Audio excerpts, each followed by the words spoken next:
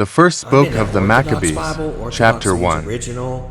I go old school with it. My grandfather was a priest for 40 years. My grandmother was a righteous woman who lived to that one hundo. So I always like to represent how authentic it feels. We're going to be in the book of the Maccabees. This is more of a historical point, and I love it when the Bible matches up historically, like with Alexander the Great. This is the reason why we have Greek in the New Testament. Alexander the Great went around and conquered the world, most of it anyways, and that's why there's Greek influence all over the place. In Egypt, in Jerusalem, Orthodox they are Bible. the Gentiles. Alexander the Great, chapter 1, verse 1. After Alexander, the son of Philip the Macedonian, came out of the land of Kittim and conquered Macedonia, and defeated Darius the king of the Persians and the Medes, and reigned in his place, he was already king of Greece. He then fought numerous wars, conquered fortresses, and slaughtered the kings of the earth, and he went to the ends of the earth and took the spoils of many nations. So the earth rested from war before him, and he was exalted. His heart was likewise encouraged. He formed a mighty army, ruled countries, nations, and princes, and they all paid taxes to him. Then later he fell sick, and he knew he was dying. So he brought in his trusted servants, who had grown up with him from childhood, and parceled out his kingdom to them while he was still living. After Alexander reigned for 12 years, death claimed him. And then his servants began to rule, each in his appointed place. They all put on crowns after he died, and their sons for many years after them, and the evils they caused multiplied on the earth. Antiochus Epiphanes and the Lawless Jews. Chapter 1, verse 10. A sinful root came forth from the Antiochus Epiphanes, the sons of the Antiochus, the kings and who were the house of hostage in Rome. He began his reign in 137th year of the kingdom of the Greeks. In those days lawless men came forth from the sons of Israel, and they pursued many, saying, "Let us make a covenant with the Greeks surrounding us. For ever since we were separated from them, many evils have found us." This proposal found favor in their eyes, and some of the people largely desired to enter into this agreement. So they went to the kings, and he gave them authority to observe the ordinance of the Gentiles.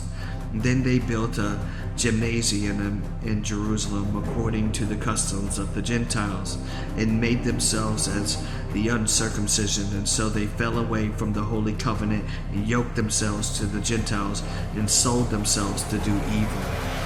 Antiochus conquers Egypt. Chapter 1, verse 16. Thus the kingdoms was prepared before Antiochus, and he determined he would reign over the land of Egypt, and so as to rule over 2 kingdoms. And thus he entered Egypt with a strong multitudes of chariots, elephants, and cavalrymen, and a large army. He enlarged Ptolemy, king of Egypt, in battle, and Ptolemy turned from him in shame and fled, and many were wounded and fell. So they captured mighty cities in Egypt, and Antiochus took spoils in the land of Egypt. Antiochus pillages the temple. Chapter 1, verse 20. After he conquered Egypt in the 143rd year, Antiochus turned and went up to Israel and Jerusalem with a large army. He entered the sanctuary in arrogance and took the golden altar, the lampstand, and the utensils, the table of presentations, the cups and bowls, the golden censers, the curtains, the crowns, and the golden ornaments on the face of the temple. And he stripped away everything and took the silver and the gold and everything costly, and the hidden treasures he found. Taking all these things, he departed for his own land, and he committed deeds of murder and spoke with great arrogance. Wow! Antiochus speaking. There was a great mourning everywhere in Israel. Rulers and elders groaned. Virgins and young men grew weak, and the beauty of the woman was altered. Every bridegroom took up a lament and sat mourning in his bridal chamber. The land was shaken for its inhabitants, and all the house of Jacob was clothed with shame. More destruction in Jerusalem. Chapter 1, verse 29. After 2 years, the king sent the revenue officials to the city of Judah, and he entered Jerusalem with a large army. Antiochus spoke peaceful words to them and with deceit, and they believed him. And then he fell upon the city, suddenly struck in a great blow, and killed many people from Israel. He took spoils from the city and set it on fire, and tore down its houses and the city walls. They took captives the women and the children, and took possessions of the animals. Then they built the city of David with a great and strong wall and strong towers, and it became their citadel. And they placed there sinful nations of lawless men, and they became strong within it. And they laid up weapons and provisions, and gathered together the spoils they had taken from Jerusalem. And then they returned there, and were like a great snare.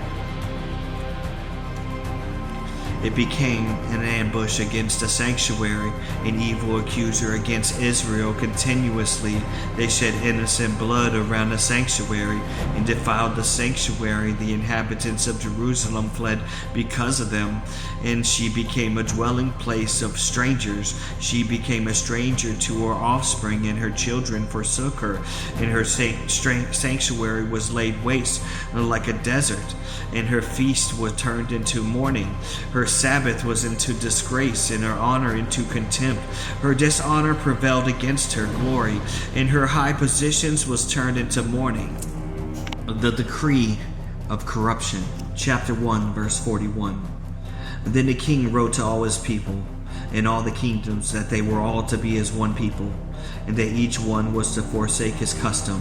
And so all the nations accepted the word of the king. Many from Israel also thought it was good to serve him.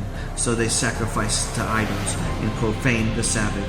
And then the king sent books to Jerusalem and the cities of Judah by the hand of messengers, and told them to follow foreign customs in the land, and to forbid whole burnt offerings and sacrifices and drink offerings in the sanctuary, to profane the Sabbath and the feast, and to defile the sanctuary and the holy ones. These books also told them to build altars, sacrifice pinnics and temples to idols, to sacrifice swines and common animals, to leave their sons uncircumcised, so they would corrupt their souls by every unclean and profane thing, and forget the law and altar and the ordinance. And they also added that whoever did not obey the word of the king would die. According to all these words, he wrote to everyone in his kingdom. He also placed inspectors over all the people, and commanded the cities of Judah to sacrifice in each and every city. Thus many of the people, everyone who forsook the law, joined together and did evil things in the land. They forced Israel to hide in every place of refuge they had. And then on the 15th day of Chesapeake, in the 145th year, they set up an abomination of desolations on the altar of the whole burnt offerings, and built altars in the surrounding cities of Judah. They also burned incense at the doors of the houses in the streets, and when they found the books of the law, they tore them to pieces and burned them in the fire. And whenever a book of the covenant was found in someone's possession, or if anyone sympathized with the law, the judgment of the king was to kill him. They acted with their might against Israel, against those who were found month after month in the cities. And then on the 25th day of the month, they sacrificed on the altar, which was on the top of the altar of the whole burnt offerings. In keeping with the decree, they sentenced to death the women who had their children circumcised, and the families who had circumcised them hung the infants from their mothers' necks. And yet many in Israel grew strong and determined in themselves not to eat unclean things. They chose rather to die than be defiled by food or profane the holy covenant. So they died, and great wrath came upon Israel. Wow, that's a lot of faith going on right there. A lot of stuff, man, saying you can't do this, you got to worship my God or die. Man, that's a long chapter too. Chapter 154, the abomination of desolation. What does that mean? Either the statue of Zeus sculpted in a likewise, or emperor, some cult stone. Until that time, the temple had been the focal point of the Jewish nation and faith.